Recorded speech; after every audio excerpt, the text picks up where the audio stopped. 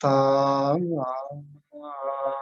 චක්කවාලේසු අත්‍රා ගච්ඡන්තු දේවතා සද්ධම්මං මුනි රාජස් සුනන්තෝ සග්ග මොක්ඛදං ධම්ම ශ්‍රවණ කාලෝ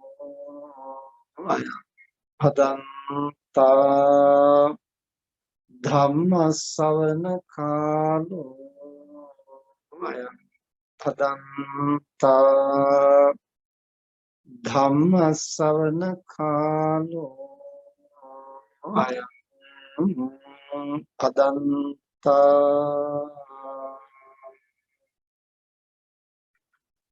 නමෝ තස් භගවතු අරහතෝ සම්මා සම්බුද්දස්ස නමෝ තස් භගවතු අරහතෝ සම්මා සම්බුද්දස්ස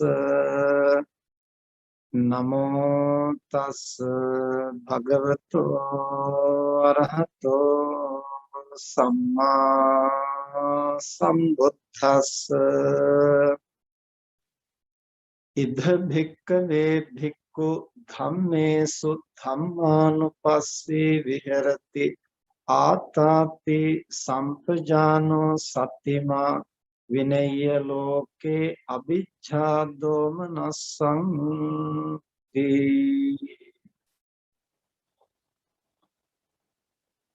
අති පූජනීය මහා සංඝරත්නයන් අවසරයි සද්ධාවන්ත පින්තුනේ පොසොන් පොහොය නිමිති කොටගෙන සිදු කෙරෙන සීල භාවනා වැඩසටහනේ උදෑසන ධර්මානුශාසනාව ආරම්භ කරන්නට සූදානම් වෙන්නේ අද දවසේ වෝටලු විහාරස්ථානයත් ඒ වගේම අපිව දැනුවත් වූ ආකාරයට ටොරොන්ටෝ මහා විහාරස්ථානයත් විහාරස්ථාන දෙකම සම්බන්ධ කරමින් අද මේ ධර්ම දේශනාව පැවැත්වෙන බවයි අපට දැනගන්නට ලැබුණේ.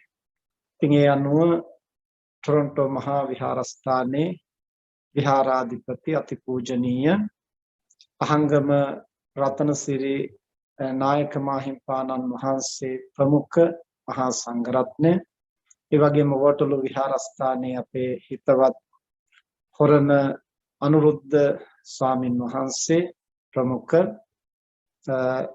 ගෞරවනීය ස්වාමින් වහන්සේලාගේ මඟ පෙන්වීම ඇතිව ඒ විහාරස්ථානයන්ට සම්බන්ධ දායක කාරකාදී පින්තුන්ට විහාරස්ථානයට පැමිණිලා වගේම තම තමන් සිටින කවර තැනක හෝ සිට අද දවසේ මේ සීල භාවනා වැඩසටහනට සම්බන්ධ වෙන්නට අන්තර්ජාලය ඔස්සේ අවස්ථාව සලස්වා දීලා තියෙනවා.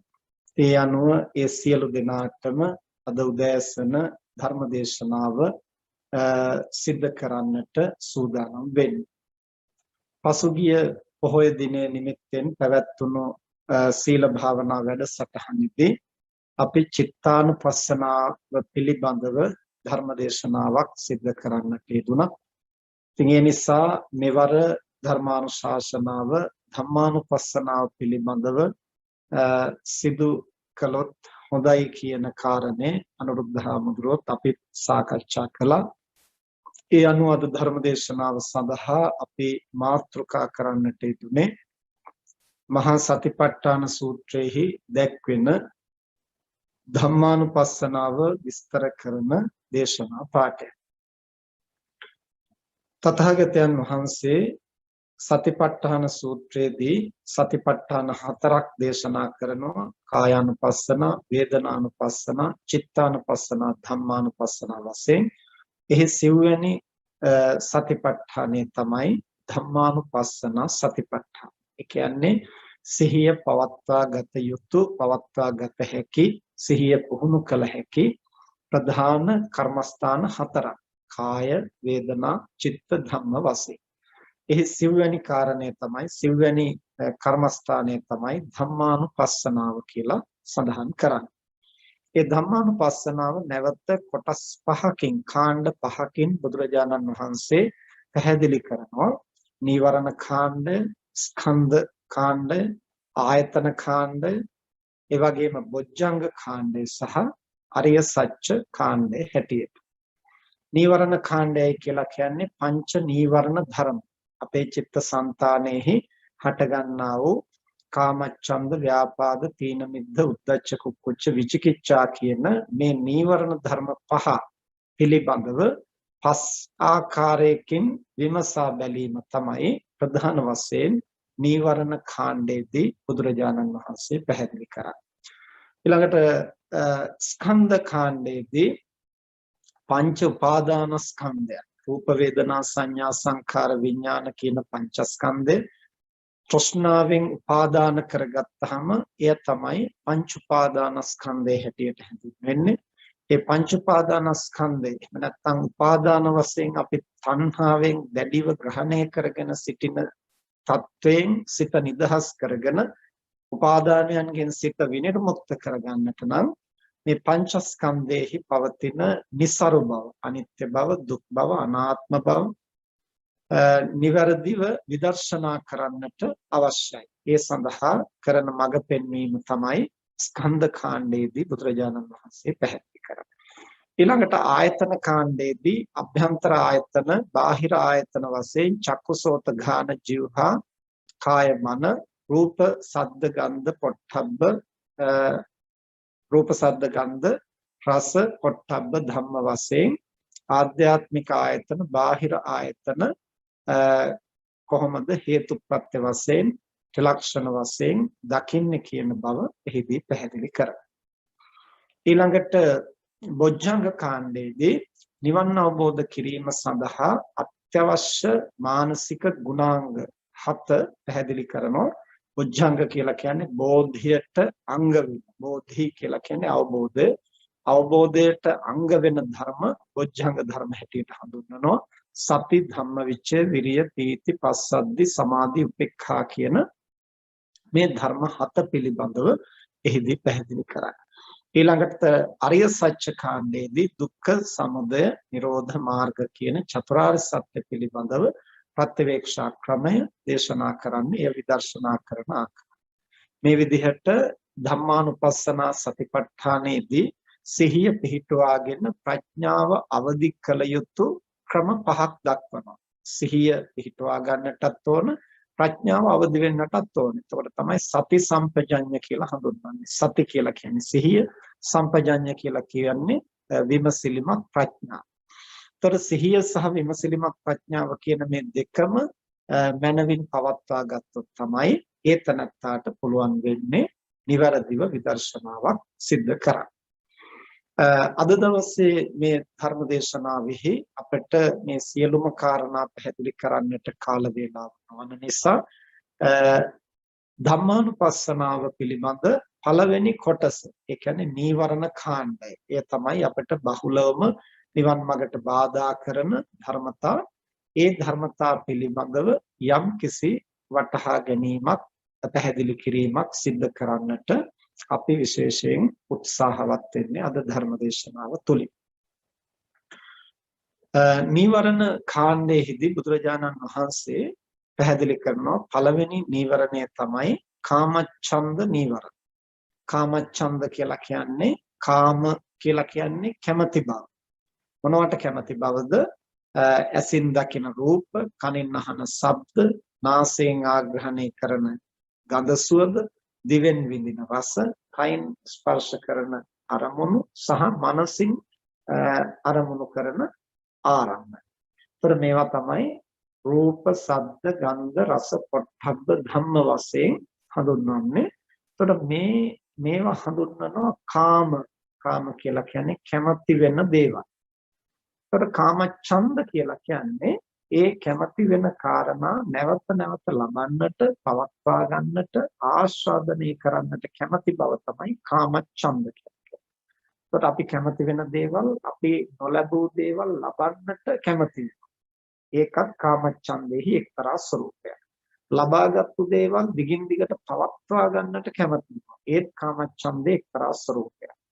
ඒ වගේම මේ ලැබිලා තියෙන දේවල් වලින් ඉන්ද්‍රිය පිනවමින් ආස්වාදය ලබන්නට කැමතියි.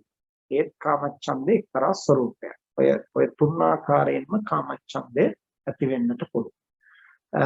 එතකොට බුදුරජාණන් වහන්සේ දේශනා කරනවා කාමච්ඡන්දය නීවරණ ධර්මයක් වෙනවා. නීවරණ කියලා කියන්නේ නිවන් මඟ අහුරන, මනස අඳුරු කරන, මනස කිලිටි කරන, මනස ආවරණය කරන, මනසේ ප්‍රභාස්වර බව නැති කරන ධර්මයක් තමයි කාමච්ඡන්ද. එතකොට කාමච්ඡන්දය අපේ චිත්තසංතානයේ පහළ වෙනකොට සිත අඳුරු කරනවා, කිලිටි කරනවා. බුදුරජාණන් වහන්සේ දේශනා කරනවා අන්ධ කරනවා, චක්කු කරනවා, මනස අන්ධ කරනවා. ඒ කියන්නේ පෙනීම නැති කරන්නට, ප්‍රඥාව මොට කරන්නට, ප්‍රඥාව වසා දමන්නට, ඒ වගේම ප්‍රඥාව නැමැති ඇස ආවරණය කරන්නට හේතු වෙන ධර්ම තමයි මේ නීවරණ ධර්ම හැටියට දක්වන්නේ. එතකොට ඒ කියන නීවරණ ධර්මයන්හි කාමච්ඡන්ද නීවරණය ප්‍රධාන වශයෙන්ම නොලැබූ ආරම්මණයන් ලබන්නට, ලැබූ දේවල් පවත්වා ගන්නට, ඒ ලැබූ දේවල් වලින් ඉන්ද්‍රිය පිනවන්නට කියන ඔය ක්‍රම තුනටම අපේ චිත්තසංතානෙහි මතුවෙන්නට පුළුවන්. එයින් නොලැබූ සම්පත් ලබන්නට සහ ලැබූ සම්පත් පවත්වා ගන්නට ඇති වෙන කාමච්ඡන්දය පුද්ගලයෙකුගේ භෞතික සංවර්ධනයට යම් ප්‍රමාණයකින් උදව් වෙන්නටත් පුළුවන්. එතකොට මේ කාමච්ඡන්ද නීවරණ දුරු කිරීම ගාත්ම අපහසු වෙන්නට ප්‍රධාන හේතුව තමයි එය පුද්ගලයාට ලෞකික වශයෙන් එහෙම නැත්නම් භෞතික වශයෙන් යම් ප්‍රමාණයකට ඉදිරියට යන්න, අභිවෘද්ධියටපත් වෙන්න යම් සහායක් ලැබෙන බව පුද්ගලයින්ට පෙනේ. ඒ කියන්නේ නොලබූ දේවල් ලබන්නට කැමති වුණොත් තමයි අපිට ජීවිතේ යම්කිසි දියුණුවක් ඇති කරගන්නට පුළුවන් කියලා අපිට පේනවා. එහෙනම් දේවල් අපේක්ෂා කරන්නේ නැතුව උදාසීනව හිටියොත් ඒ පුද්ගලයාගේ භෞතික දියුණුවක්, ලෞකික දියුණුවක් ඇති වෙන්නේ නැහැ. නමුත් බුදුරජාණන් වහන්සේ දේශනා කරනවා කාමච්ඡන්දේ නීවරණය, ප්‍රඥා ඇස අන්ධ කරනවා, ඒ වගේම නිවන් මඟ අහුරනවා, සිත කිලිටි කරනවා, සිත ආවරණය කරනවා, ප්‍රභාව නැති කරනවා, සිතේ ශක්තිය හීන කරනවා. ඒ බඳු දුර්වල මනෝභාව. ඒ නිසා ඒක දුරු කළ යුතුයි. දැන් එතකොට අපි කොහොමද මේ ගැටලුව විසඳගන්නේ? කාමච්ඡන්දය අපිට ලෞකික වශයෙන්, භෞතික වශයෙන් දියුණු වෙන්නට, අභිවෘද්ධියට හේතු වෙන බවකුත් පේනවා. බුදුරජාණන් වහන්සේ දේශනා කරනවා එය දුරු කළ යුතු ධර්මයක් හැටියට. දැන් මෙතනදී අපි තේරුම් ගන්නට ඕන ප්‍රධාන කාරණය තමයි පිටුනේ කාමච්ඡන්දයෙන් ලෞකික වශයෙන්, භෞතික වශයෙන් යම්කිසි සංවර්ධනයකට එය උදව් වෙනවා කියලා පෙනුනට ඒකේ යම්කිසි ඇත්තක් තියෙනවා. මොකද තණ්හාව නිසා, කැමැත්ත නිසා, ලෝභය නිසා මිනිස්සු බොහෝ දේවල් එකතු කර ගන්නවානේ. එතකොට අපිට පේන්නේ මේ පුද්ගලයා දියුණු පුද්ගලයෙක් වගේ. එහෙම හිතෙන්නේ අර භෞතික සම්පත් තමයි පුද්ගලයෙකුගේ දියුණුව කියලා හංගින අයට. ඒ වගේම සම්පත් වැඩිවීම, ඒකරාශී වීම තමයි පුද්ගලයාගේ සංවර්ධනය කියලා හිතන අයට කාමච්ඡන්දය සංවර්ධනයට හේතුවක්, දියුණුවට හේතුවක්, අභිවෘද්ධියට හේතුවක් වගේ පෙනෙනවා. නමුත් බුදුරජාණන් වහන්සේ දේශනා කරන පුද්ගලයෙකුගේ සංවර්ධනය, අභිවෘද්ධිය සිද්ධ වෙන්නේ භෞතික සම්පත් බහුල වීම මත පමණක් නෙමෙයි. ඒ තියෙන සම්පත් පරිහරණය කරන්නේ කවර පදනමක් මත? Tamanටත් අර්ථයක් වෙන හැටියට, ලෝකයටත් අර්ථයක් වෙන හැටියට තියෙන සම්පත් පරිහරණය කරන්නට පුළුවන් නම් ඒ තැනත්තා යම්කිසි දියුණුවකට, අභිවෘද්ධියකටපත් වෙන කෙනෙක් කියලා හඟෙන්නට පුළුවන්. ඒ වගේම නොලැබූ දේවල් උපයන්නට බුදුදහමෙහි බාධා කරන්නේ නැහැ. බුදුරජාණන් වහන්සේ එය නොකල යුත්තක් හැටියට දේශනා කරන්නේ. නොලැබූ සම්පත් අපි උපයන්නට ඕනේ. හැබැයි ඒ ඉපීම තුළ තමන්ගේ මානසික සහ ආධ්‍යාත්මික දියුණුව පිරිහෙනවා නම්, ලෝකෙට අනර්ථයක් වෙනවා නම් ඒ ඉපීම තුළ ඒ ඉපීමෙන් ඒ තනත්තාට යහපතක් වෙලා නැහැ. ඒතකොට දේවල් එකතු කරගන්නට පුළුවන්. ලෞකික වශයෙන්, භෞතික වශයෙන් දේවල් ගොඩ ගහ ගන්නට පුළුවන්. ඒ ගොඩ ගහ ගැනීම ප්‍රඥයෙන් අභිවෘද්ධියක් හැටියට දකින්නේ නැහැ. යම්කිසි කෙනෙකුට මානසික සහ ආධ්‍යාත්මික දියුණුවක් ඇති වෙන හැටියට සම්පත් රාශි කරන්නට පුළුවන් නම් එය බුදුදහමේ අගයකට සලකනවා. වෙනතුනේ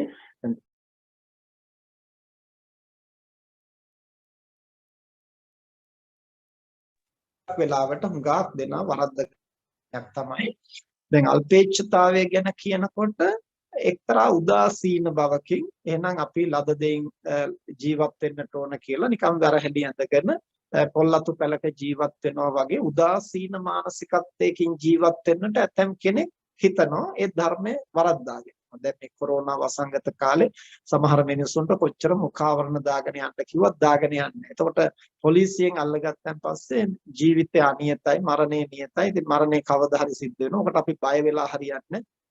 එතකොට එහෙමනම් බුදුරජාණන් වහන්සේ ලෙඩ වුණු අවස්ථාවල ජීවක වේද මහත්තයාගෙන් බෙහෙත් ගත්තේ මරණයට බයයි. බුදුරජාණන් වහන්සේ ලේ අතිසාර රෝගය හැදුනන් පස්සේ ඒක සමාධි බලයෙන් යටපත් කළේ මරණයට බය නිසා. මෙන්න මේ විදිහට දහම අඥාන විදිහට අර සර්පයා වලිගයෙන් අල්ල ගන්නා වගේ වැරදි තැන් වලින් අල්ලගත්තු අය ධර්මය වැරදි විදිහට පරිහරණය කරනවා. අන්න ඒ වගේ සමහරු මේ අල්පේච්ඡතාවය කියලා කිව්වන් පස්සේ ලද දෙයින් සතුට වෙනවා කිව්වන් පස්සේ උදාසීන ප්‍රතිපදාවක් අනුගමනය කරන්නට පෙළඹෙනවා.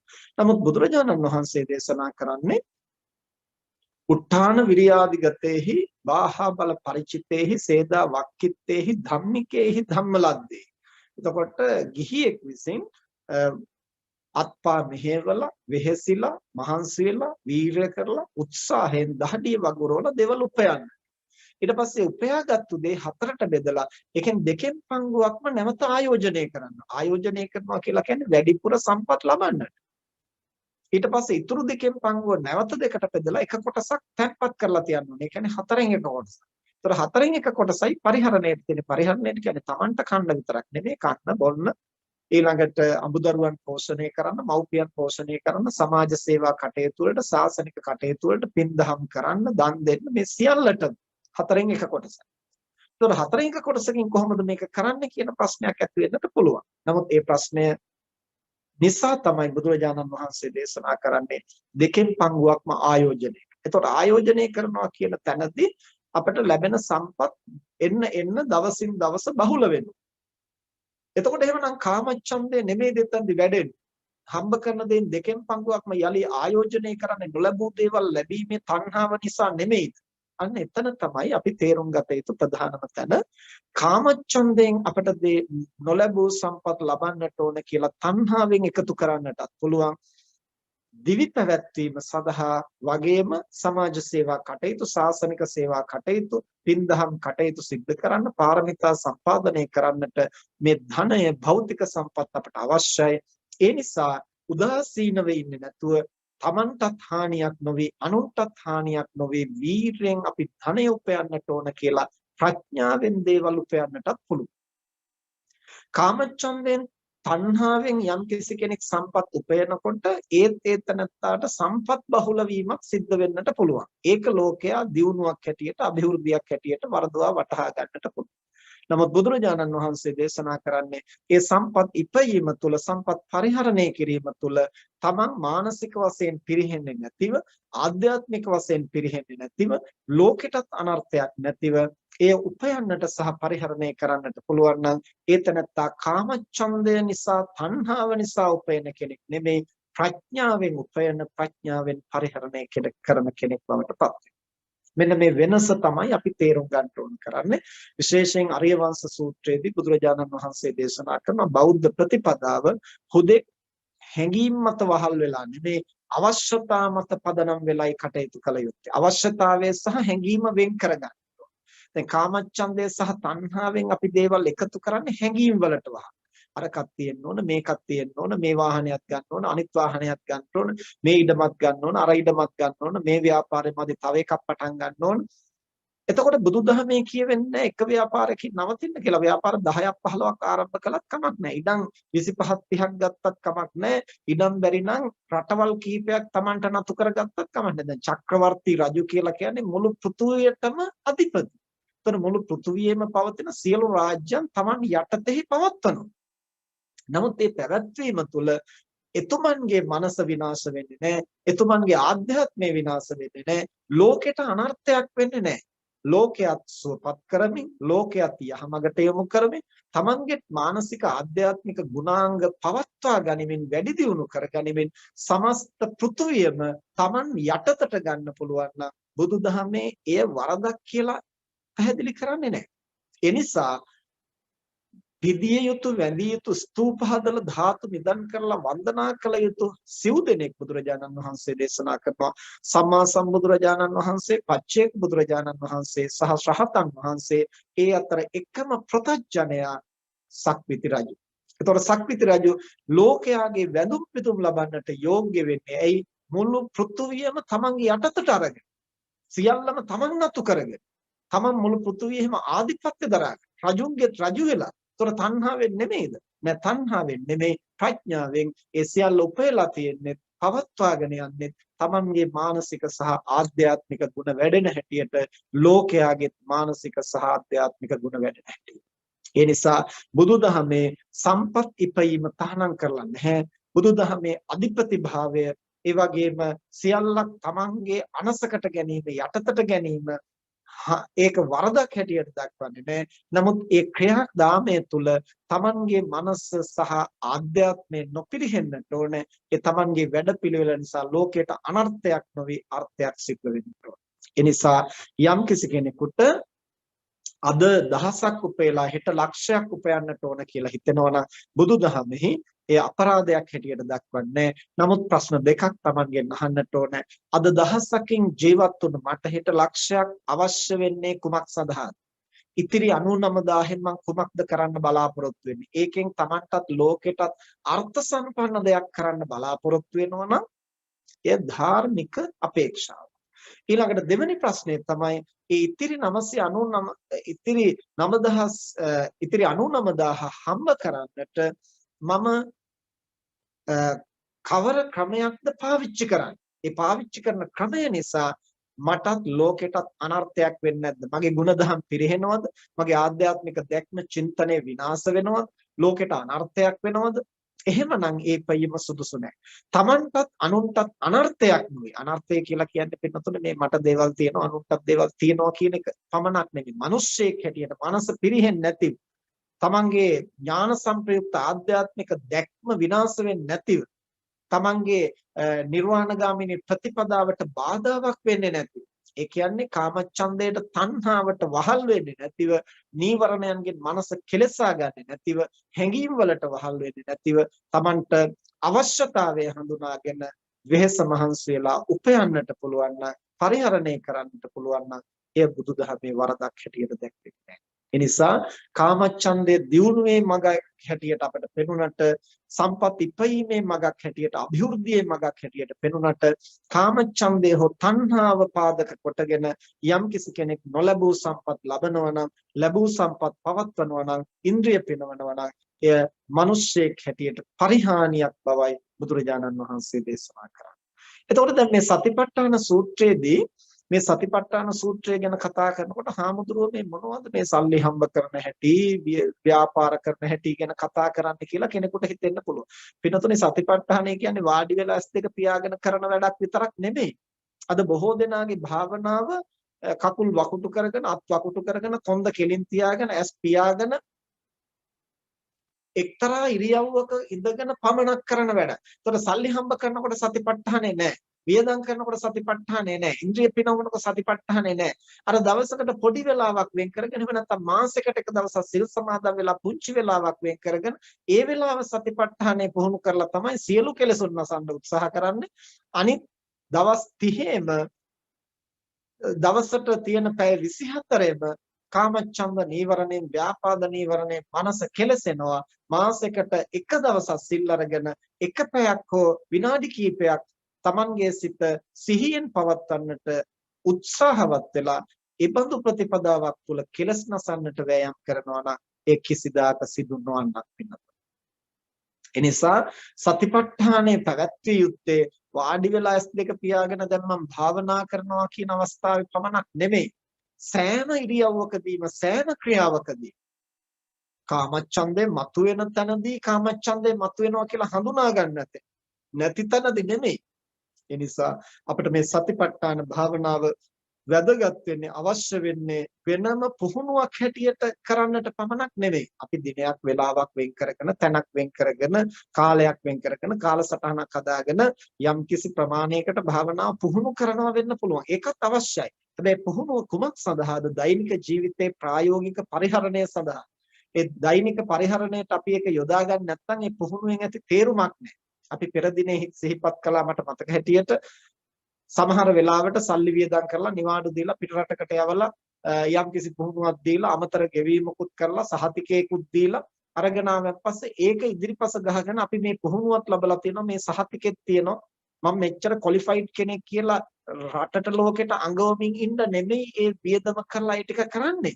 ඒ ටික කරන්නේ දැනුම ඒ අත්දැකීම උපයෝගී කරගෙන ආයතනයේ ඵලදායීතාවයට අවශ්‍ය දේවල් ක්‍රියාත්මක කරා. ඒ වැඩ ටික එතනත් සිදු නොවෙනවා නම් අර පුහුණුව නිෂ්ඵල වුණා. අන්න ඒ වගේ අද බොහෝ දෙනෙකුගේ භාවනාව එක දවසක් වෙන් කරගෙන වෙලාවක් වෙන් කරගෙන ඉරියව්වක් වෙන් කරගෙන කාලසටහනක් හදාගෙන පුහුණු කරනවා. අපි සති භාවනාවට ගියා, අපි මාසේ භාවනාවට ගියා, අපි ඥාන භාවනාව කළා, අපි මේ දේවල් කළා, අපි සතිපට්ඨාන භාවනාව මෙච්චර වර්ෂ ගානක් පුහුණු කරනවා කියලා කියනවා. අවශ්‍ය තැනදී සිහිය නැතිනම් ඒ තැනට කෙලස් දුරු කරන්නට බැහැ. එනිසා පින්නතුනේ බුදුරජාණන් වහන්සේ දේශනා කරනවා මේ නීවරණ කාණ්ඩයේදී ධම්මානුපස්සනාව හැටියට ක්‍රම පහකට මේ නීවරණ ධර්ම පිළිබඳව විමසා බලන්නට. මොකක්ද ඒ ක්‍රම පහ? පළවෙනි ක්‍රමය තමයි සන්තංවා අජ්ජත්තං කාමච්ඡන්தோ කාමච්ඡන්දං අත්තිමේ අජ්ජත්තං කාමච්ඡන්தோති පජානාති. මේ තමයි පළවෙනි ක්‍රම. තමන්ගේ චිත්තසංතානෙහි කාමච්ඡන්දයක් තියනවා නම් ඒ තියෙන වෙලාවට මගේ චිත්තසංතානෙහි මේ මොහොතේ කාමච්ඡන්දයක් අවදි වී පවතිනවා කියලා දැනගත යුතුයි. පජානාති කියලා කියන්නේ නිකන් උඩින් පල්ලෙන් දැනගන්නව නෙමෙයි, සිහියෙන් සහ නුවණින් ප්‍රත්‍යක්ෂ කොට දැක ගන්න. සිහියෙන් තමයි අවධානය යොමු කරන්නේ. ප්‍රඥාවෙන් තමයි හරියට ආලෝකයෙන් යමක් දකින්නාසේ පැහැදිලිව දකින්න. එහි තියෙන ගති ලක්ෂණත් එක්ක. එතකොට හරියට නේත්‍ර දෘෂ්ටිය යොමු කරන්නා වගේ තමයි සතිමත් බව. සිහිය යොමු කිරීම, අවධානය යොමු කිරීම. හැබැයි නේත්‍ර දෘෂ්ටිය යොමු කළාට අපට පැහැදිලිව පේන්නේ පැහැදිලි ආලෝකයක් නැතිනම්. ඒ ආලෝකය වගේ තමයි ප්‍රඥාව. එතකොට නේත්‍ර දෘෂ්ටිය යොමු වෙන්නටත් ඕන, ආලෝකයේ පතිත වෙන්නටත් ඕන. මේ දෙකම සිද්ධ වුණොත් තමයි හරියට දැක ගන්නට පුළුවන්. අන්න ඒ වගේ තමයි පුද්ගලයාගේ සිහිය අදාළ අරමුණ කෙරෙහි යොමු වෙන්නට ඕන, ප්‍රඥාවෙන් ආලෝකමත් වෙන්නට ඕන. ඒ බඳු අවස්ථාවක තමයි කාරණේ පැහැදිලිව දැක ගන්නට පුළුවන්. අන්න ඒක තමයි පජානාති කියලා කියන්නේ. එකක් දැනගන්නව නෙමෙයි. නැත්නම් කාමච්ඡන්දය ගැන අපි ඕන තරම් දන්නවා. කියන්නත් පුළුවන්, ලියන්නත් පුළුවන්. ඕනනම් මහ පොතක් ලියන්න පුළුවන්. නමුත් තමන්ගේ චිත්තසංතානයේ කාමච්ඡන්දය ඇති වෙනකොට මේ මගේ සිත දැන් මේ මොහොතේ කාමච්ඡන්දයෙන් ආවරණය වෙලයි පවතින්නේ කියන එක සිහියෙන් නුවණින් දැක ගන්න බැරි නම් ඒ තනත්තාට සතිපට්ඨානෙ නැහැ. සති සම්පජඤ්ඤය නැහැ. ඒ තනත්තා නිර්වාණගාමිනී මඟ පුහුණු කරන කෙනෙක් නෙමෙයි. ඒ නිසා පළවෙනි කාරණේ බුදුරජාණන් වහන්සේ දේශනා කරන මේ නීවරණ ධර්ම පිළිබඳව අපේ අවධානය යොමු කළ යුතු, මනස පුහුණු කළ යුතු ක්‍රම පහෙන් පළවෙනි ක්‍රමය තමයි සන්තංවා අජ්ජත්තං කාමච්ඡන්දං අත්තිනේ අජ්ජත්තං කාමච්ඡන්தோති පජානාති. තමන්ගේ චිත්තසංතානෙහි කාමච්ඡන්දයක් ඇති කල්හි මගේ සිතෙහි දැන් කාමච්ඡන්දයෙන් ආවරණය වෙලා පවතිනවා කියලා සිහිය නුවණ උපදවා ගත යුතුයි. ඊළඟට දෙවෙනි අවස්ථාව තමයි අසන්තංවා අජ්ජත්තං කාමච්ඡන්දං නත්තිනේ අජ්ජත්තං කාමච්ඡන්தோති පජානාති. තමන්ගේ සිතේ කාමච්ඡන්දයක් නැති අවස්ථාවට මගේ සිතේ මේ මොහොතේ කාමච්ඡන්ද නීවරණයෙන් ආවරණය වෙලා නැහැ. මේ මොහොතේ මගේ සිත ප්‍රසන්නයි. ප්‍රඥාවෙන් අවදි වෙලා තියෙන, සැහැල්ලුයි, පැහැපත්. දැන් මේ මොහොත විදර්ශනා ප්‍රඥාව අවදි කරන්න පහසුයි. මේ මොහොතේ සිත ඒකාග්‍ර වෙලායි පවතින්නේ. මේ විදිහට Tamanගේ සිතෙහි පවතින මනෝභාවයන් හඳුනා ගන්න. දැන් පිටුතුනේ මෙතනදී අපි පසුගිය ධර්මදේශනාවත් පැහැදිලි කළා චිත්තානුපස්සනාව සහ ධම්මානුපස්සනාව කියන දෙකේ වෙනස. මොකද්ද? චිත්තානුපස්සනාව කියලා කියන්නේ ඒ මනෝභාවයෙන් යුක්ත වූ සිතයි දකින්නේ. සිතයි ආවර්ජනයි. ධම්මානුපස්සනාවේදී දැන් මේ විශේෂයෙන් නීවරණ කාණ්ඩයේදී සහ බොජ්ජංග කාණ්ඩයේදී විශේෂයෙන් කරන්නේ මොකද්ද? ඒ සිතෙහි පවතින මනෝභාවය එහෙම නැත්නම් ගුණයයි සිහි කරන්නේ. චිත්තානුපස්සනාවේදී ඒ ගුණයෙන් යුක්ත වූ සිත දකිනවා. ධම්මානුපස්සනාවේදී ඒ සිතෙහි පවතින ගුණය දකිනවා. මේ දෙක වෙන වෙනම දකින්නට පුහුණු කරන්නට අවශ්‍යයි. කවර ධර්මයක් අපට ප්‍රකට වුණත් ඒන් අවශේෂ කාරණේ හඳුනා ගන්නට මනස පුහුණු කළ යුතුයි. එතකොට තමන්ගේ සිතෙහි කාමච්ඡන්දයක් මතුවලා තියෙනවා නම් ඒ කාමච්ඡන්දයෙන් යුක්ත වූ සිතක්. එහෙම නැත්නම් මේ සිතෙහි මේ මොහොතේ කාමච්ඡන්දය උත්සන්නව පවතින කියන කාරණේ දකින්න. කාමච්ඡන්දේ නැතිනම් ඒ නැති බවක් දකින්න. ඇයි නැති බව දකින්නේ? ඒ නැති බව දැක්කේ නැතිනම් අපිට ඒ නැති බව පවත්වා ගන්න. එතනතුනේ අපිට හුඟක් වෙලාවට සිද්ධ වෙන ප්‍රශ්නයක් තමයි සමහර වෙලාවට හිත හොඳට සැහැල්ලුයි. හිතේ හොඳට ඒකාග්‍රතාවයේ මතුවෙන. හරි ප්‍රසන්නතාවයක් සතුටක් මතුවෙන. හැබැයි ටික වෙලාවක් යනකොට අපිට දැනෙනවා ඒ සතුට සැහැල්ලුව සොම්නස ඒකාග්‍රතාවයේ වෙනස් වෙලා ගිහිල්ලා ආයෙත් නිකන් හිත බර වෙලා වෙහෙසටපත් වෙලා තෙහෙට්ටු ගතියක් දැනෙනවා. ඇයි එහෙම වෙන්නේ? අර සැහැල්ලු බව සුවපත් භාවය ඒකාග්‍රතාවය පවතිනවයි කියලා දැනගෙන ඒක නඩත්තු කරගන්න ඒක රැක ගන්නට තමන් සමත් වෙන්නේ නැහැ. බුදුරජාණන් වහන්සේ විශේෂයෙන්ම සරියුත් හාමුදුරුවෝ අනංගන සූත්‍රයේදී මජ්ක්‍ධිම නිකායේ අනංගන සූත්‍රයේදී පැහැදිලි කරනවා මේ ලාමක වූ කෙලෙස් ධර්ම තමන්ගේ සිතෙහි නැත්නම් ඒ නැති බවක් දැනගන්න. තියෙනවා නම් තියෙන බවක් දැනගන්න. තියෙන බව දන්නා කෙනාට තමයි ඒක දුරු කරගන්න පුළුවන් වෙන්නේ. නැති බව දන්නා කෙනාට තමයි නැති බව ආරක්ෂා කරගන්නට පුළුවන්. එහෙම නැති වුණොත් ඒ දෙදෙනාම අසමර්ථ වෙනවා නිර්වාණගාමී ප්‍රතිපදාව පිළිපද. ඒ නිසා බුදුරජාණන් වහන්සේ ධම්මානුපස්සනාවේදී පළවෙනි කාරණේ හැටියට දක්වනවා කාමච්ඡන්දේ තියෙනවා නම් තියෙනවා කියලා දැනගන්නට ඕන. නැතිනම් නැහැ කියලා දැනගන්නට ඕන. ඊළඟට තුන්වෙනි පියවර තමයි යථාච uppannassa kama යථාච anuppannassa වා කාමච්ඡන්දස්ස උපාදෝ හෝති පංච පජාන නෝපන්නා වූ කාමච්ඡන්දයක් යම් මොහොතක ඉපදුනොත් ඒ අභිනවයෙන් කාමච්ඡන්දේ උපන්නා කියන බව දැනගන්න. ඇයි එහෙම දැනගන්නේ? එතකොට තමයි කවර හේතුවකින්ද මේ කාමච්ඡන්දේ ඇති වුනේ කියලා අපිට තේරුම් ගන්නට පුළුවන්. උපාදෝ පඤ්ඤාය. ඉපදීම දැනගන්නට. ඉපදීම දැක ගන්න. ඉපදීම දැක්කොත් තමයි උපන්නේ කවර හේතුප්‍රත්‍යයන්. ඒ හේතුප්‍රත්‍ය හඳුනාගන්නේ නැතිව ඒවා වෙනස් කරන්න බෑ. දැන් අපි මේ හැම දෙයක් පිළිබඳව චතුරාර්ය සත්‍ය ක්‍රමයටනේ පුහුණු කරන්න ඕන. මේ ගැටලුවයි මේ ගැටලුව ඇතිවීමේ හේතුවයි මේ ඒ හේතුව නැති කිරීමයි මේ ඒ හේතුව නැති කරන ක්‍රමයයි මගයි. එතකොට මේ විදිහට කාමච්ඡන්දේ නම් මේ කාමච්ඡන්දයයි මේ කාමච්ඡන්දය ඇතිවීමේ හේතුප්‍රත්‍යයයි මේ ඒ හේතුප්‍රත්‍ය නැති කරන ක්‍රමයයි ඒ හේතුප්‍රත්‍ය නැති කරන්නට මා මෙසේ පිළිපැදිය යුතුයි. අන්න එහෙම ක්‍රියාත්මක වුණොත් තමයි අපිට කාමච්ඡන්දේ දුරු කරන්න පුළුවන්. ඉතින් එහෙම දුරු කරන්න හේතු හඳුනගන්න. හේතු හඳුනගන්න මෙතෙක් මගේ సంతානේ කාමච්ඡන්දේ තිබුණේ නැහැ. දැන් මේ හටගත්. ඒතර කවර හේතු ප්‍රත්‍යයෙන්ද මේ නොතිබුණු කාමච්ඡන්දයක් දැන් මේ අලුතෙන් හටගත්. ඒක දකින්නට උත්සාහ කළ යුතුයි. ඒ නිසා තමයි තුන්වෙනි පියවර හැටියට බුදුරජාණන් වහන්සේ දේශනා කරන්නේ යතාච අනුප්පන්නස්සවා කාමච්ඡන්දස්ස උප්පාදෝ හෝති පංච පජාන. යම් ආකාරයකින් නූපන් කාමච්ඡන්දය අභිනවෙන් උපදිනවා නම් ඒ උපදින බව සිහියෙන් නුවණින් වටහා ගන්නට ඕන, දැක ගන්නට. ඊළඟට හතරවෙනි පියවර තමයි යථාච uppannassawa කාමච්ඡන්දස්ස පහානං හෝති පංච පජාන. යම් ආකාරයකින් හටගත්තා වූ උපදුනා වූ කාමච්ඡන්දේ දුරු වෙනවා නම් ඒක දුරු වෙන බව හඳුනා ගන්න. ඇයි දුරු වෙන බව හඳුනා ගන්න? දුරු වීමේ හේතුව කුමක්ද? එහෙම නැත්නම් දුරු උනේ කවර හේතු ප්‍රත්‍යක් අහෝසි වීම නිසා. මේක හටගත්තේ කොහොමද? දැන් දුරු උනේ කොහොමද? ඒ දුරුම ක්‍රමය හඳුනාගත්තොත් තමයි නැවත කාමච්ඡන්දය ඇති වෙනකොට දුරු කරන්නට පුළුවන්. ඒ නිසා මේ හතරවෙනි ක්‍රමයටත් අපි ප්‍රතිවේක්ෂා කරලා බලන්න ඕනේ. ඊළඟට පස්වෙනි කාරණේ තමයි යතාච පහිනස්ස කාමච්ඡන්දස්ස ආයතින් අනුත්පාදෝ හෝති පංච පජානාති.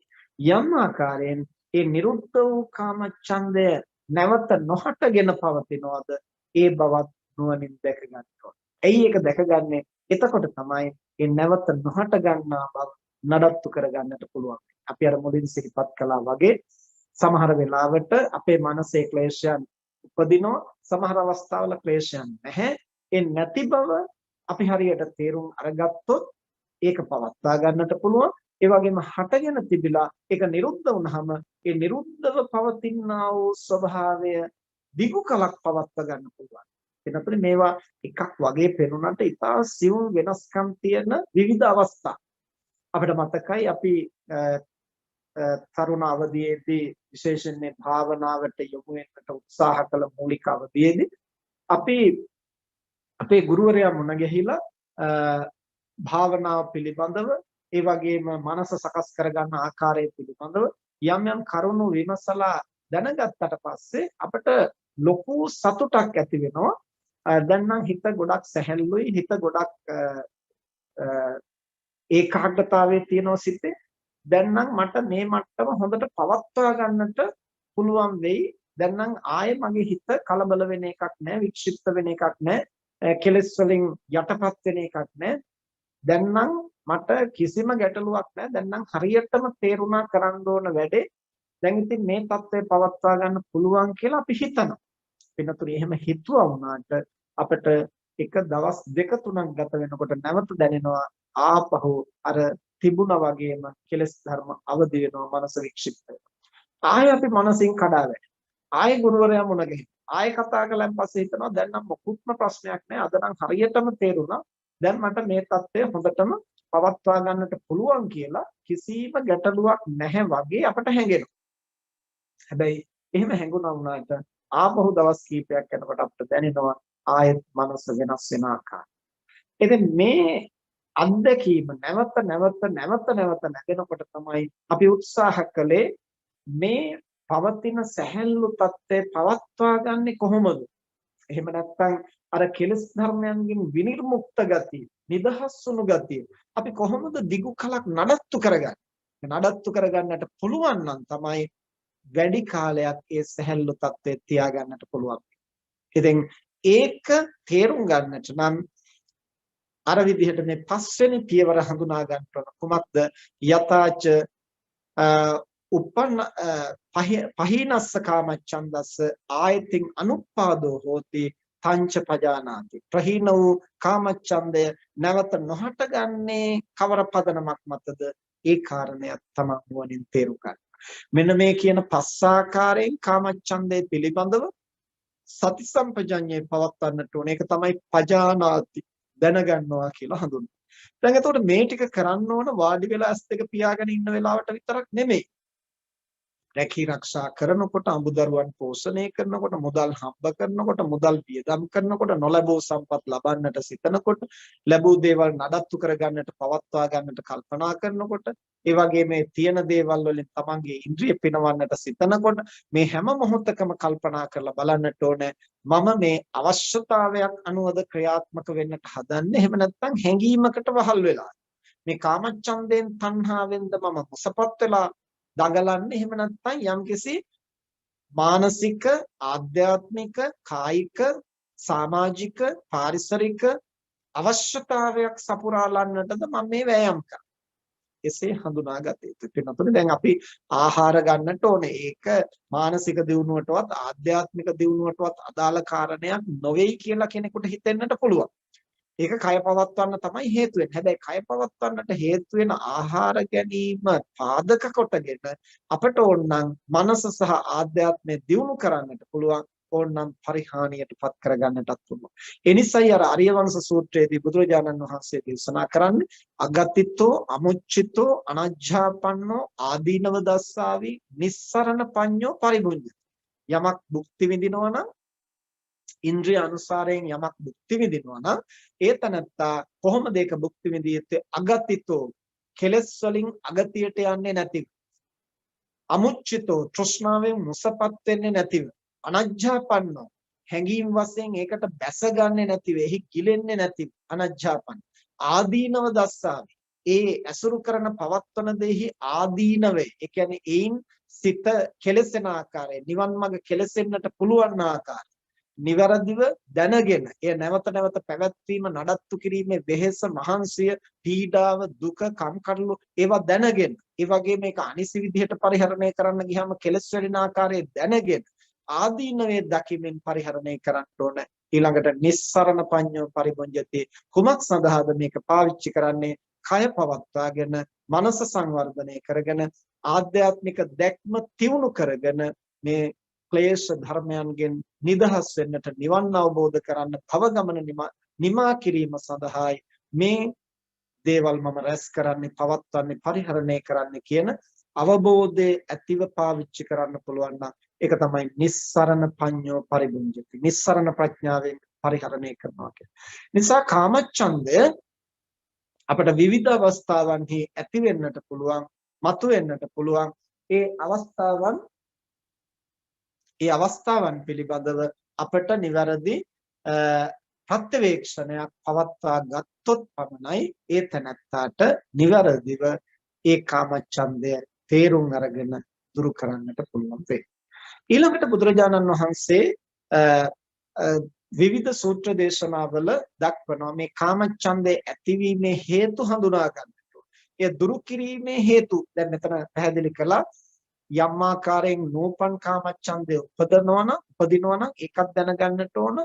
උපන්නා වූ කාමච්ඡන්දේ දුරු වෙනවා නම් ඒකත් දැනගන්න ඕන. ඒතර බුදුරජාණන් වහන්සේ දේශනා කරන නූපන් කාමච්ඡන්දේ උපදින්නේ කවර හේතු නිසා? තථාගතයන් වහන්සේ දක්වනවා අත්ති භික්ඛවේ සුභ නිමිත්තං තත්ත අයෝනිසෝ මනසිකාර බහුලීකාරෝ අයමාහාරෝ අනුප්පන්නස්සවා කාමච්ඡන්දස උපාදාය උප්පන්නස්සවා කාමච්ඡන්දස භීයෝ භාවය වේපුණාය. මහණෙනි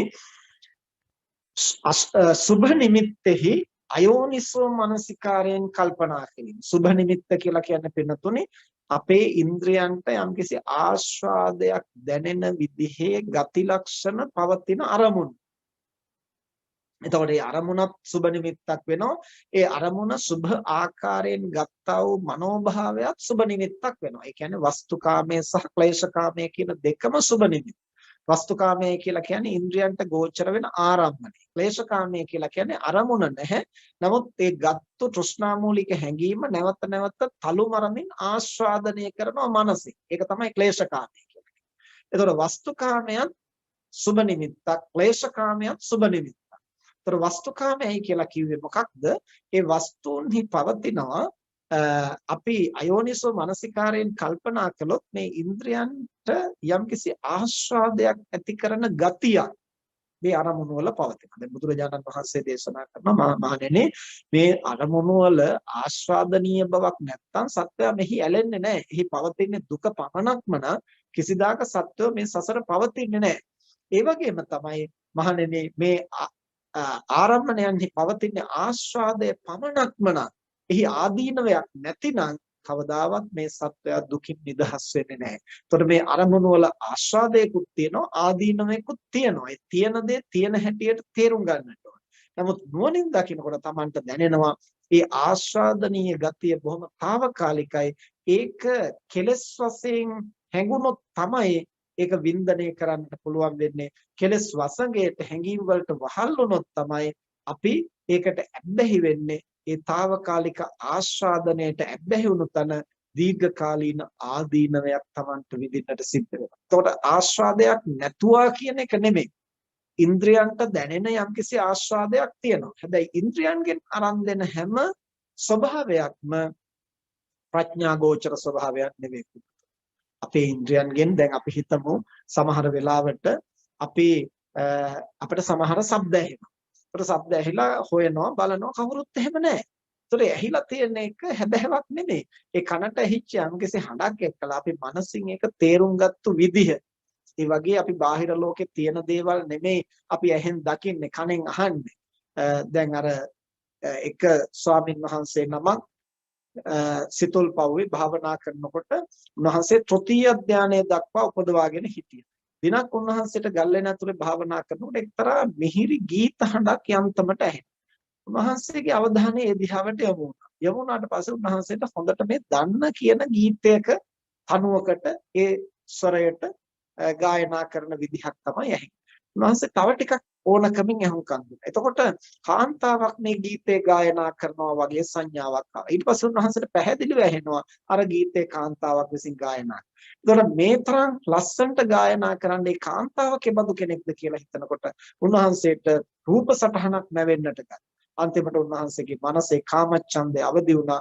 ඒ අවදි වෙලා උන්වහන්සේ ධානයෙන් පිරිහුණා.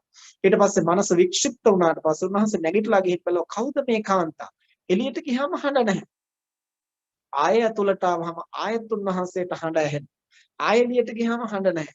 පස්සේ කවුද මේ කෙනා කියලා බලන්න ගල්ලෙනේ පිටිපස්සටත් ගිහිල්ලා බැලුවා. බලනකොට ගල්ලෙනේ පැලුමකින් හුලං හමන තැනක එතන ඒ පැල්මෙන් හුලං හමාගෙන යනවා. එතන බටකොලයක් හිටලා හීනිවට සියුම් හඬක්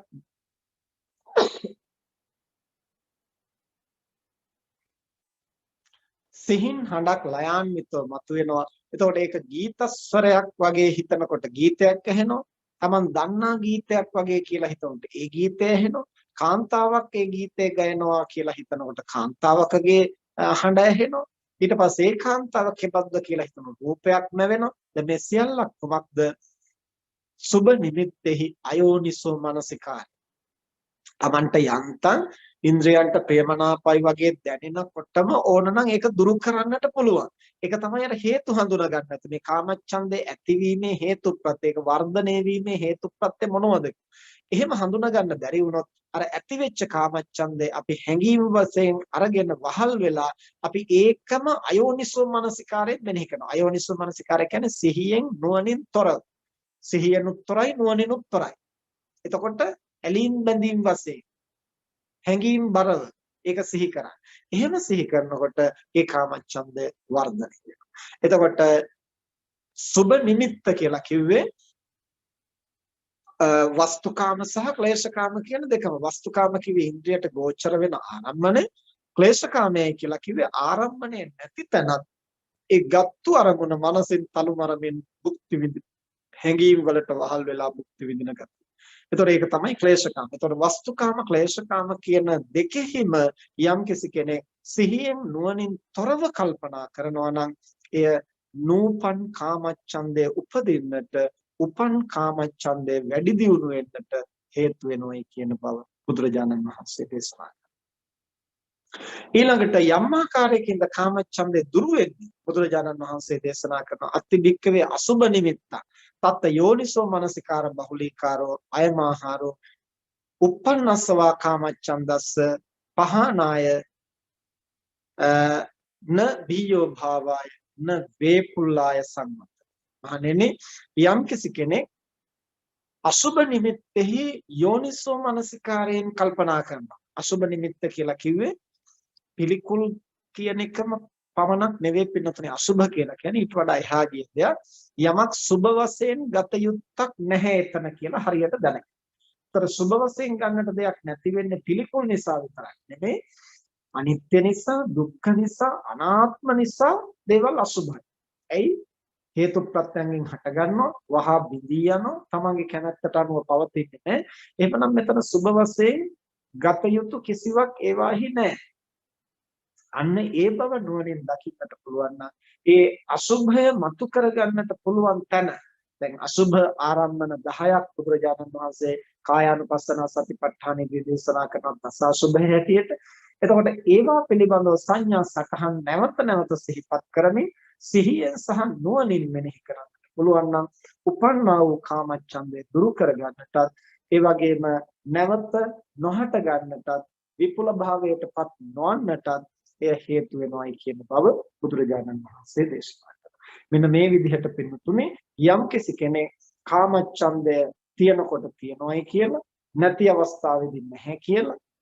එතකොට අලුතෙන් කාමච්ඡන්දය උපදිනකොට දැන් පන්නා කියලා ඒ ඉපදීමේ හේතු හඳුනාගෙන ඊළඟට හටගත් කාමච්ඡන්දය දුරු වෙනකොට දැන් දුරුණා කියලා. ඒ වගේම දුරු කාමච්ඡන්දය නැවත නූපදී පවතිනකොට ඒ බවක් කියන මේ අවස්ථා පහ නුවණින් ප්‍රත්‍යවේක්ෂා කරලා දකින්නට පුහුණු වෙනවා නම් තමයි ඒ තැනට කාමච්ඡන්දය පිළිබඳ නිවැරදි දැනුම දැක්ම අවදි කරගන්නට පුළුවන්. ඒතකොට මේ විදිහට පුහුණු කරනකොට අවසානයේ අත්ති ධම්මේසු වා 50 අත්ති ධම්මාතිවා සතිපච්චුපට්ඨිතා හෝති යාව දේව ඥානමත්තාය පතිස්සති මත්තාය අනිස්සිතෝච විහෙරති නච කිංචි ලෝකේ උපාදීය. එතකොට ඒතනත්තාට අවසානයේ දැනෙන්න ගන්නවා අත්ති ධම්මාතිවා 50 සතිපච්චුපට්ඨිතා. මෙතන සත්වයක් හෝ පුද්ගලයෙක් නැහැ. අවසානයේ මෙහි පවතින්නේ මේ ධර්මතා සමූහයක් පමණයි කියන බව ඒතනත්තාට ප්‍රඥාවෙන් වැටහෙන්නට ගන්නවා. සිහියෙන් නුවණින් මේ විදිහට ප්‍රත්‍යවේක්ෂා කරනකොට ඔහුට ඊට මුලින් පතහගතයන් වහන්සේ දක්වනවා සමුදය ධම්මානුපස්සීවා ධම්මේසු විහෙරති වය ධම්මානුපස්සීවා ධම්මේසු විහෙරති සමුදය වය ධම්මානුපස්සීවා ධම්මේසු විහෙරති. එතකොට මේ ධර්මයන්හි හට ගැනීම දකින්න, විරුද්ධ වීම දකින්න, හට ගැනීම සහ නිරුද්ධ වීම දකින්න, තමන් පිළිබඳවත් අනුන් පිළිබඳවත් මේ කාරණා ප්‍රත්‍යවේක්ෂා කොට බලනවා.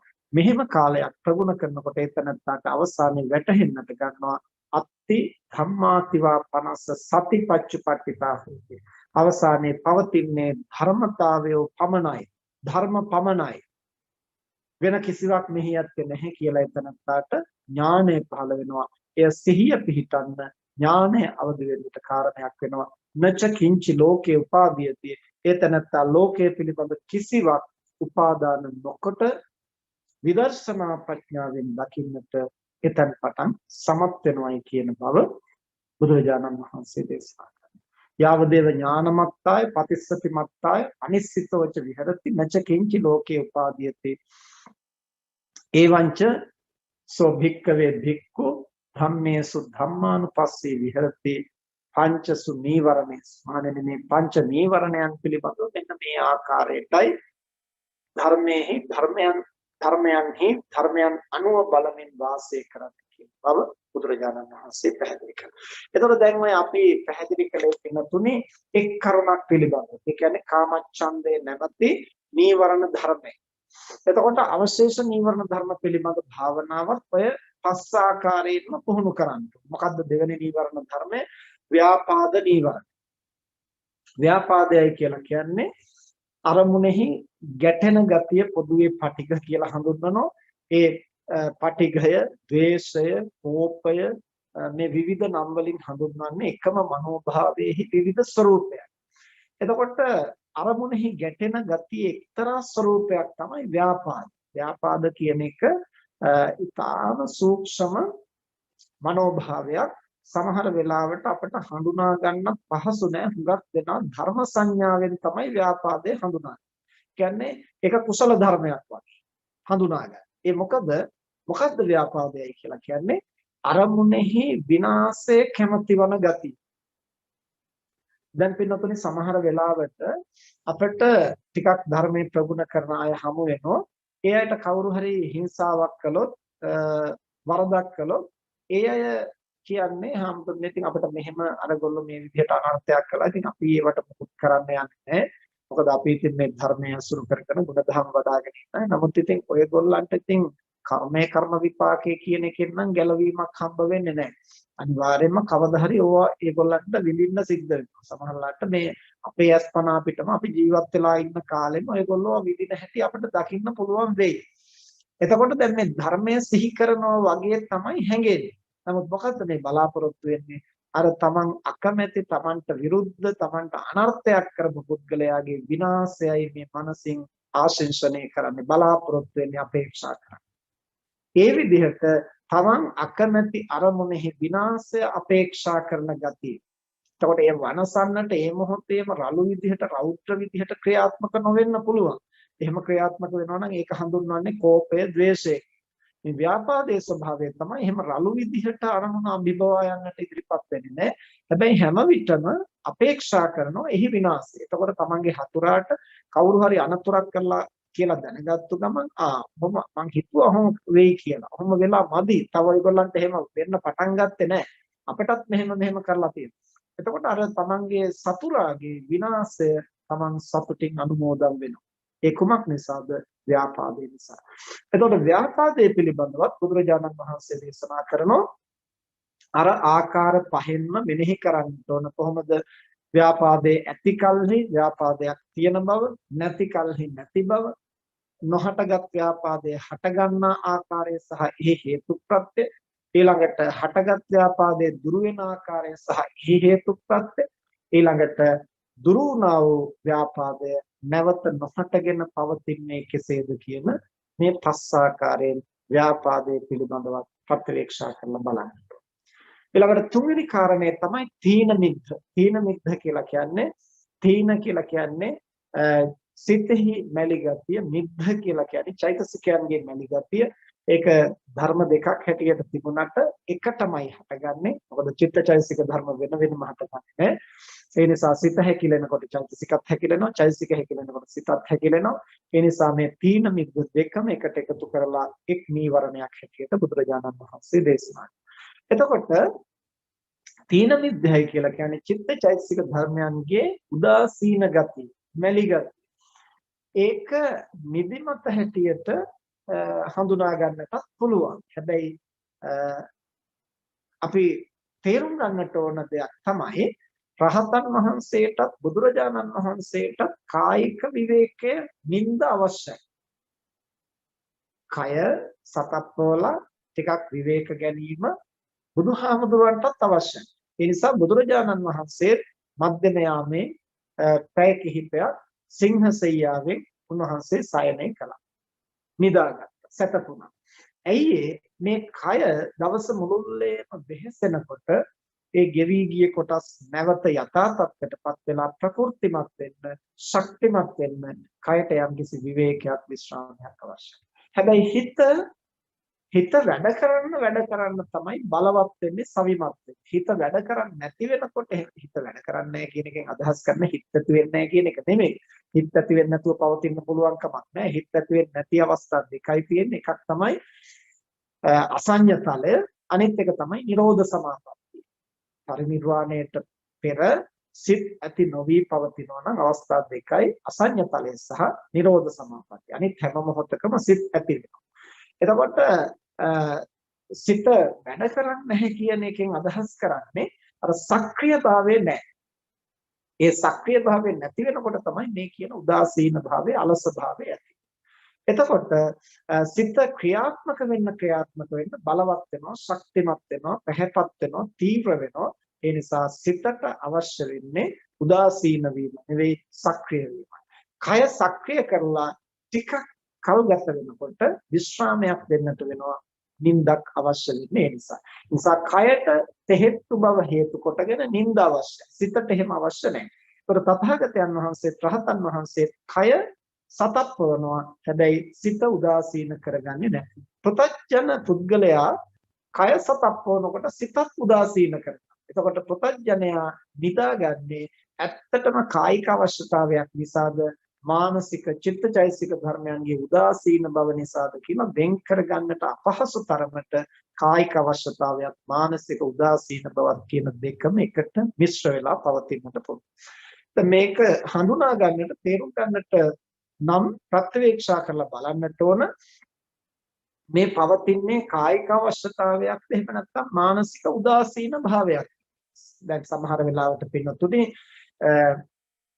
දවස මුළුල්ලේම වෙහෙස මහන්සි වෙලා වැඩ කළාම ඒ වෙහෙසත් එක්කලා කයට විශ්‍රාමයේ විවේකයේ අවශ්‍ය වෙනවා. ලෙඩ වුණාම කයට විවේකයේ අවශ්‍ය වෙනවා. අවශ්‍ය ආහාර පාන ආදී විටමින් වර්ග ආදී ඌණ වුණාම කයට විශ්‍රාමයේ අවශ්‍ය වෙන්න පුළුවන්. සමහර වෙලාවට ආස්වාස ප්‍රස්වාසයේ හරියට සිද්ධ නොවෙනකොට කයට හෙට්ටු වෙන්නට පුළුවන්. මේ විදිහට විවිධ හේතු නිසා කයට විවේකයේ විශ්‍රාමයේ අවශ්‍ය වෙන්න පුළුවන්. නමුත් ඒත් එක්කලා සිත උදාසීන වුණොත් අපිට කොච්චර විවේක ගත්තත් ඇති වෙන්නේ. දැන් සමහර වෙලාවට අපිට තේරෙනවා පොඩි වෙලාවක් නිදාගත්තා වුණත් නිදාගෙන අවදි වුණාම හරි ප්‍රබෝධමත් ගතියක් දැනෙනවා. සමහර දවස් වලට තියෙනවා කොච්චර නිදාගෙන අවදි වුණත් පැය 7ක් 8ක් නිදාගත්තා වුණත් අලසකමේ අඩුවක් නැහැ. නිදියන්න අලසකම වැඩි වෙනවා. ඒ මොකක්ද වෙන්නේ? කයේ විවේකයේ නෙමෙයි එතන අපේක්ෂා කරලා තියෙන්නේ මනසේ උදාසීන බව. මේ මනසේ උදාසීන බවට අපි නිදාගත්තොත් එන්න නිදිමත වැඩි වෙනවා. උදාසීන බව වැඩි වෙනවා. කයේ විවේකයේ අවශ්‍යතාවය හේතු කොටගෙන නම් අපි නිදාගන්නේ. නිදාගෙන අවදි වෙනකොට ලොකු ප්‍රබෝධයක් ඇති වෙනවා. ඒ නිසා අපි පුහුණු වෙන්නට ඕන තීන මිද්දේ දුරු කරමින් නින්දට යන. හරියට සිහිය පුහුණු කළොත් නින්දෙදිත් අපිට සිහිය පවත්වන්න පුළුවන්. එය නින්දට බාධාවක් නෙමෙයි. කයයි විශ්‍රාම ගන්න, හිත නිදියන්නේ නැහැ. පින්නතුනි අපට ජීවිතයේ එක් අවස්ථාවක් කිසිදාක අමතක නොවන දිනයක්. ඒ තමයි අපි ගල්දුව ආරණ්‍ය සේනාසනයට ගිහිල්ලා නාවිනේ අරියධම්ම මහා ස්වාමින් වහන්සේ මුණ ගැහුණා. අරියවංශ දේශනා පිළිබඳව කරුණු ටිකක් විමසන්නට. උන්වහන්සේ සමග රාත්‍රී 9-10 විතර වෙනකන් අපි සාකච්ඡා කර ඉඳලා උන්වහන්සේ සිහිපත් කළා එහෙනම් ආශ්‍රතුන් දැන් කුටියට යන්න. දැන් මූණකට ටිකක් හොදගෙන නෙවෙයි දැන් ටිකක් සක්මන් කරලා මූණකට ටිකක් හොදගෙන සැතපෙන්නත් ඕනනේ කියලා කිව්වා. එතකොට මට එකපාරට පුදුම හිතුණා මම එහෙම එකක් කලින් අහලා තිබුණේ නැහැ. මම කල්පනා කළා අපි මූණකට හොදන්නේ නිදාගෙන අවදි වෙනවා. එතකොට අපි සක්මන් කරන්නේ නිදිමත දුරු කරගන්න. දැන් මේ හැමදෙරෝ කියනවා සක්මන් කරලා මූණකට හොදගෙන එහෙම නිින්දට යන්න. ඉතින් එතකොට නිදිමත නැති වෙලා නේ. එතකොට මොකටද නිදාගන්නේ කියලා මට එදා හිතුණා. මීට වසර බොහෝ ගානකට ඉහත. පස්සේ ටිකෙන් ටික භාවනා කරන්නට යොමු වෙනකොට ධර්මයේ පිළිබඳව ඉගෙන ගන්නකොට නීවරණ ධර්ම පිළිබඳව ඉගෙන ගන්නකොට තමයි මට වැටහුනේ උන්වහන්සේ කියපු කාරණේ කොච්චර ගැඹුරක් තියනවද.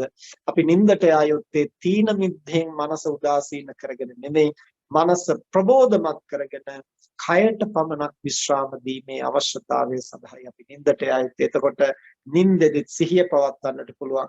තමන් ඇඳෙයි ඉන්නේ කියන බව තමන් දන්නවා. හැරෙනකොට හැරෙනවා කියලා දන්නවා. ඒ වගේම අතපය එහෙම කරනකොට ඒ බව දන්නවා. සිහින දකින්නකොට මේක හැබෑවක් නෙමෙයි මනසේ නැවෙන දෙයක් කියන බව පවා අපිට හරියට තේරුම් ගන්නට පුළුවන් සිහියෙන් ඉන්නවා.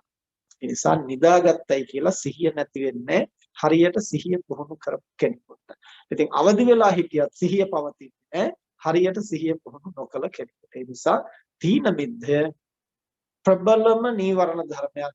භාවනා කරන යෝගීන්ට විශේෂයෙන්ම බාධා කරන නීවරණ ධර්මයක්. එය බොහෝ අවස්ථාවල සමාධිය හැටියට වරදවා වටහා ගන්නවා.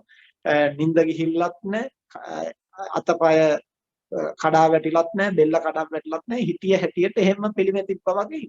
හැබැයි සමහරු කියනවා හාමුදුරනේ මොකුත් අරමුණු එන්නේ නැහැ, සිතුවිලි එන්නේ නැහැ. එහෙමම හිතිය කොච්චර වෙලා ගියාද දන්නේ නැහැ. ඒ විදිහට බොහෝ අවස්ථාවල සමාධියේ ස්වરૂපේ කුසලයක් වගේ තීන මිද්දේ බාධා කරනවා. ඒ නිසා කාමච්ඡන්දේ ව්‍යාපාදේ දැනගන්න තරම්වත් ලේසි නෑ තීන මිද්දේ දැනගන්න. මොකද කාමච්ඡන්ද ව්‍යාපාදේ තියෙන අවස්ථාවේදී සිද්ධ යම් ආකාරයට ප්‍රබෝධමත්, ඒ කියන්නේ උත්තේජනයෙන් යුක්තයි. මේ තීන මිද්දේ මතුනන් පස්සේ උදාසීන බවින් යුක්තයි, අලස බවින් යුක්තයි. එතකොට දැන් තීන මිද්දේ තියනවා කියලා දැනගන්නට තරම්වත් වීරයක් උපදින්නේ නැහැ. සිහිය උපදවා ගන්නට පහසු නැහැ. ඒ නිසා තීන මිද්දය නිවන් මාර්ගට විශේෂයෙන් බාධක නීවරණ ධර්මයක්. එය තියනකොට තියනවයි කියලා හඳුනා ගන්නට, නැති අවස්ථාවේ නැති බව හඳුනා ගන්නට, අලුතෙන් උපදිනකොට ඉපදීම සහ ඉපදීමේ හේතු හඳුනා ගන්නට, ඒ වගේම තිබිලා දුරු වෙනකොට ඒ දුරු වෙන බව සහ දුරු වීමේ හේතු හඳුනා ගන්න.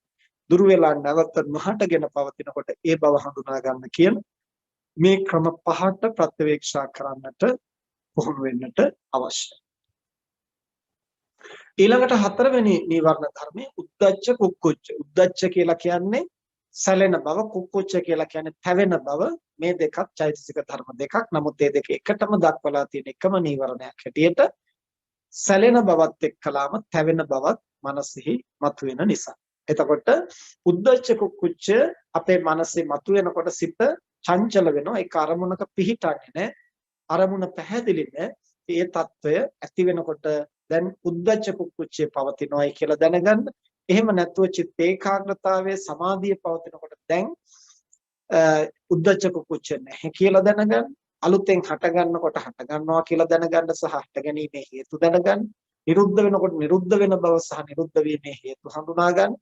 නිරුද්ධ වූ උද්ධච්ච කුක්කුච්ච නැවත නොහටගෙන මනස සංසුන්ව සැහැල්ලුව දැඩි ඒකාග්‍රතාවයේ පවතිනකොට ඒ බව දැනගෙන නඩත්තු කරගන්නට පුහුණු වෙන්න ඕන. ඊළඟ පස්වෙනි කාරණය තමයි විචිකිච්ඡාව. විචිකිච්ඡා කියලා කියන්නේ සැක කරන බව. බුද්ධ ආදී අටතන සැකේ තමයි නිවන් මගට බාධා කරන්න. අවශේෂ සැකයන් නෙමෙයි.